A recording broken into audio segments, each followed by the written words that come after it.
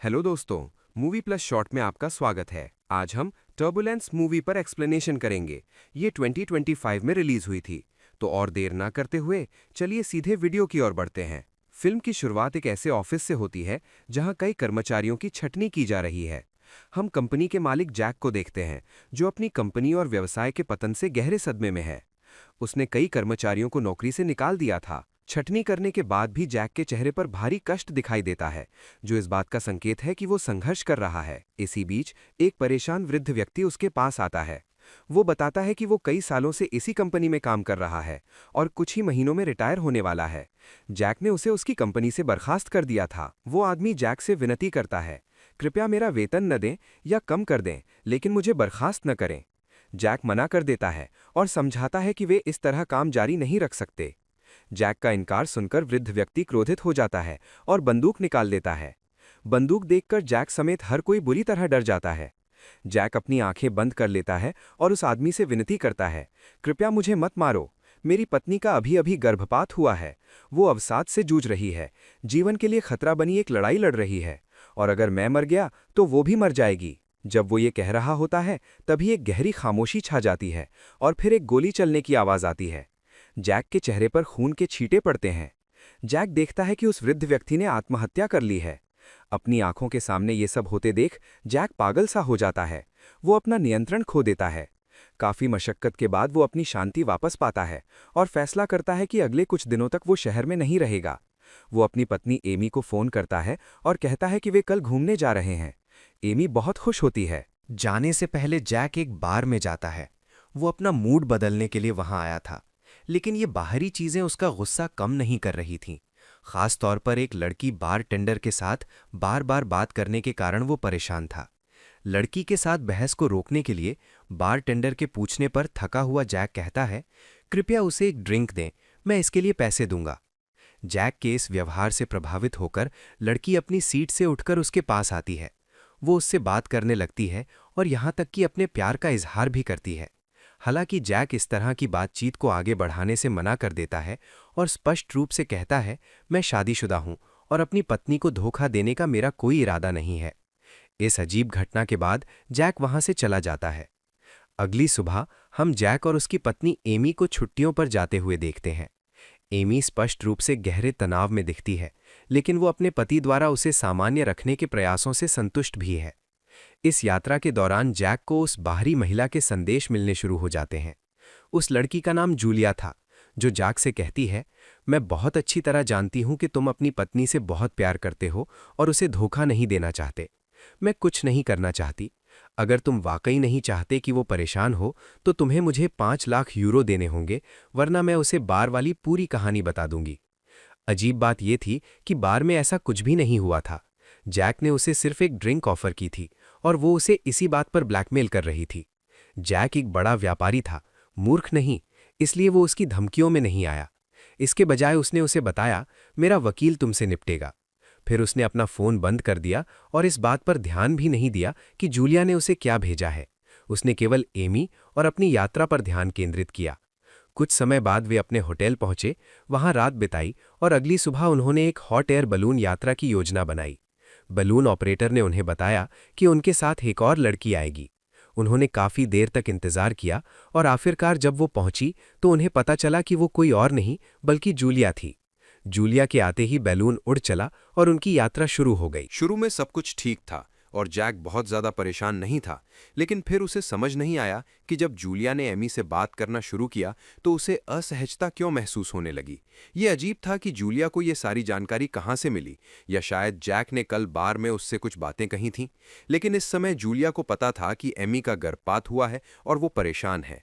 Jack पहले से ज्यादा उसका ख्याल रख रहा है और जूलिया इन सब चीजों का फायदा उठा रही है।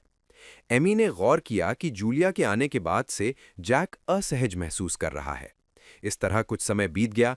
फिर एमी ने जूलिया से उनकी तस्वीर खींचने को कहा। जूलिया खुशी खुशी मान गई। फिर उसने जैक से पूछा कि क्या वो उसकी तस्वीर ले सकता है।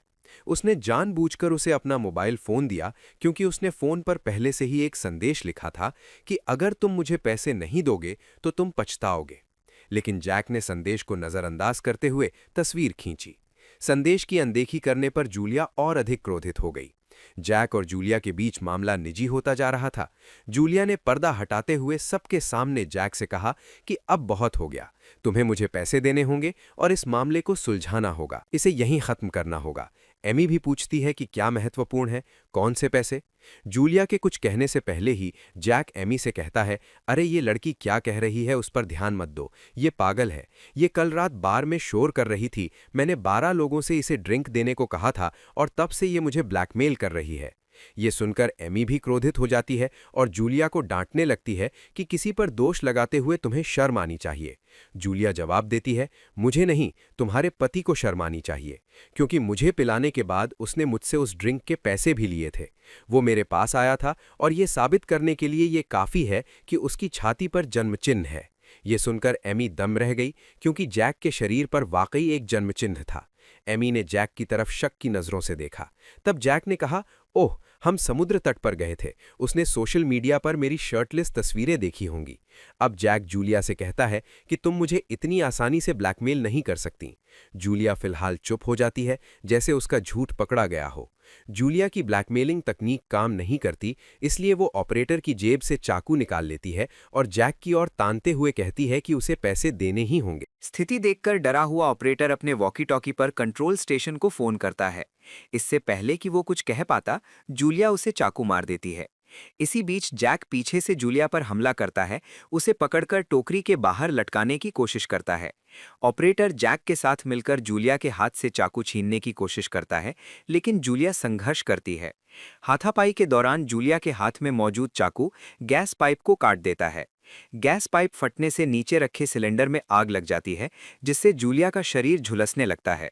आग पर काबू पाने के लिए ऑपरेटर जल्दी से सिलेंडर बंद कर देता है। नीचे से लोग जूलिया को कपड़ों से ढक देते हैं और उसे बुझाने की कोशिश करते हैं। गैस लीक होने के कारण वे सिलेंडर चालू नहीं कर पा रहे थे।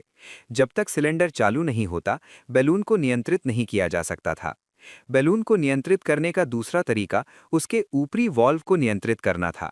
ये वॉल्व एक रस्सी से जुड़ा था, लेकिन आग के कारण वो रस्सी काफी हद तक जल गई थी और रस्सी का सिरा उनके हाथों से बहुत दूर था। धीरे धीरे बैलून इतनी ऊंचाई पर पहुंच जाता है जहां ऑक्सीजन का स्तर बहुत कम होता है।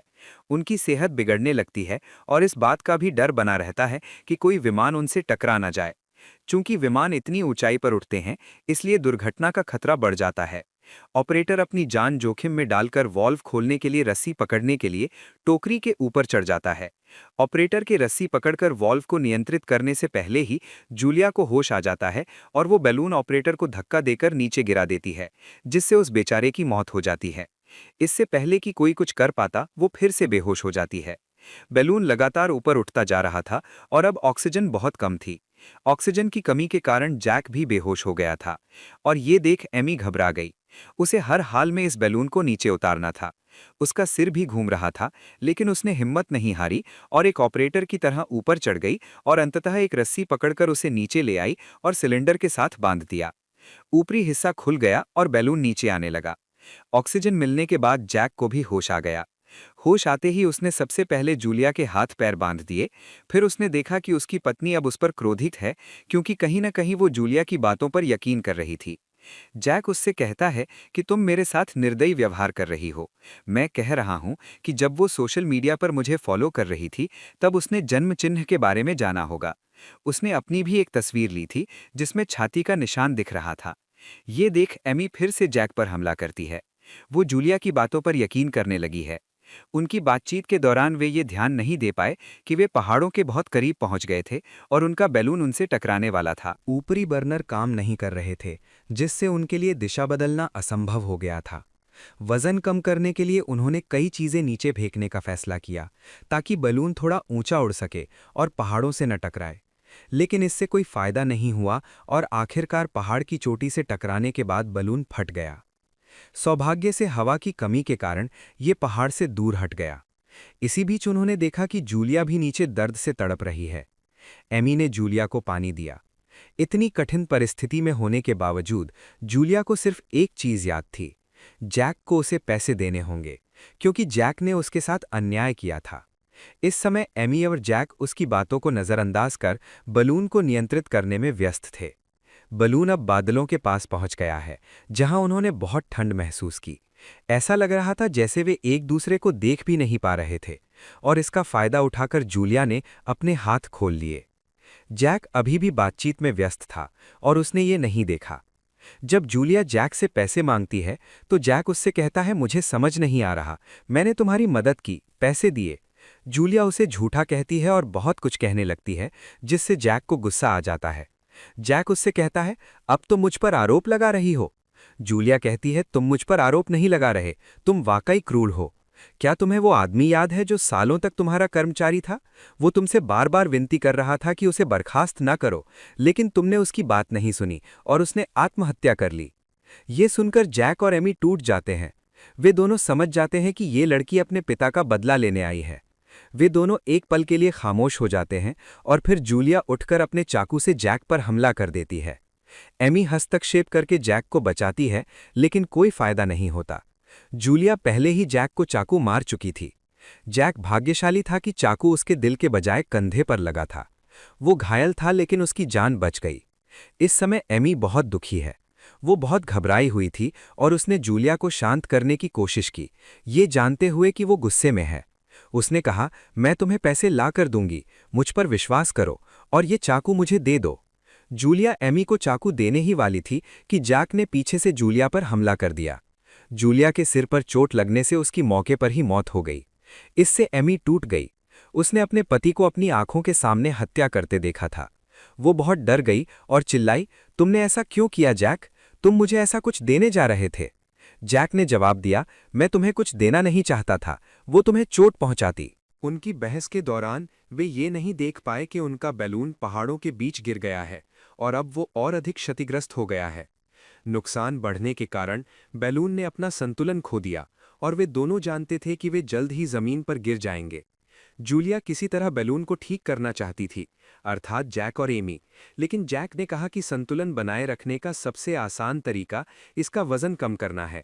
लेकिन वे पहले ही सारी अतिरिक्त चीजें फेंक चुके थे, इसलिए जैक ने सुझाव दिया कि जूलिया का शव भी फेंक दिया जाना चाहिए, लेकिन एमी इसके लिए तैयार नहीं थी। जैक एमी से कुछ नहीं कहता और काफी कोशिशों के बाद एमी आखिरकार बैलून का बर्नर चालू कर देती है और उसे नियंत्रित कर लेती है। वे अब पहाड़ के ऊपर उठकर आसानी से पहाड़ी क्षेत्र पार कर लेते हैं। अब अपनी जान का डर खत्म होते ही एमी फिर से इस बात से परेशान हो जाती है कि उसका पति उसे धोखा दे रहा है या नहीं। इसके कारण दोनों के बीच बहस शुरू हो जाती है। जब बहस तेज हो जाती है तो अचानक एमी के पैरों के नीचे की टोकरी टूट जाती है और एमी गिरने लगती है, लेकिन वो टोकरी पकड़ने में सफल रहती है। दरअसल जब जूलिया को आग लगी थी तब टोकरी का वो हिस्सा जलकर कमजोर हो गया था। एमी अपने पति को बचाने के लिए बुलाती है, लेकिन जैक ऊपर से चुपचाप देखता रहता है। यहाँ तक कि जब एमी का हाथ छूटने वाला होता है तब भी जैक ने उसका हाथ पकड़कर उसे बचाया नहीं। जैक ने इस समय जो किया उससे एमी गहरे सदमे में थी। वो बहुत परेशान थी।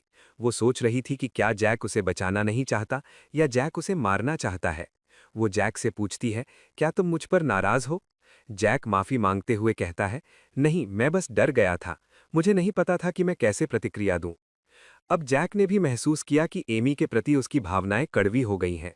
जैक उससे बार बार माफी मांगता है और उसे ये समझाने की कोशिश करता है कि उसने अपने जीवन में अब तक जो कुछ भी किया है वो एमी के लिए ही किया है। बिजनेस ट्रिप, सब कुछ, यहाँ तक कि ये बिजनेस भी जैक ने अपनी पत्नी को एक अच्छा जीवन देने के लिए ही बनाया है। उसने अपनी पत्नी के लिए हर त्याग किया है और वो उसे सबसे ज्यादा प्यार करता है। जब वे बात कर रहे होते हैं तो उन्हें अंदाजा नहीं होता कि उनका बैलून बादलों के बीच बहुत ऊपर चला जाता है, जहां बहुत तेज तूफान और बारिश हो रही है। इन बादलों की तेज हवा और खराब मौसम के कारण उनके बैलून को और अधिक नुकसान पहुंचता है। बारिश के कारण बर्नर भी बंद हो जाता है, जिससे वे दिशा नियंत्रित करने में असमर्थ हो जाते हैं। एमी अपनी जान जोखिम में डालकर बैलून के ऊपर चढ़ जाती है और बैलून का फटा हुआ हिस्सा नीचे फेंक देती है, जिसे जैक एक टोकरी में बांध देता है। इसके बाद एमी ऊपर से बर्नर चलाने में सफल हो जाती है और अंततः वे तूफानी इलाके से अपने बैलून को बाहर निकाल लेते हैं। आखिरकार वे गौर करते हैं कि वे पहाड़ी इलाके से दूर आ गए हैं और मौसम ठीक है। बटन दबाते ही वे अब धीरे धीरे नीचे उतर रहे हैं और उन्हें उम्मीद है कि उनकी जान बच जाएगी।